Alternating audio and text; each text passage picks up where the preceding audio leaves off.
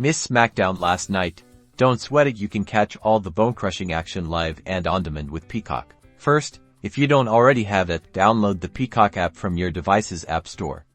It's available on iOS, Android, Roku, Fire TV, and most smart TVs. Once downloaded, go ahead and install the app. This usually only takes a few seconds depending on your internet speed. Open the Peacock app. If you're a new user, you'll need to create an account. If you already have one, simply log in. To watch Smackdown Live, you'll need a Peacock Premium subscription. This unlocks all the live WWE events and the full Peacock library. Once you're subscribed, use the search bar within the Peacock app and type in Smackdown. Select the Smackdown listing. Here you will find the latest episodes and any live broadcasts. If Smackdown is currently airing live, you'll see a live banner. Just click on the episode and enjoy all the suplexes, slams, and smack talk.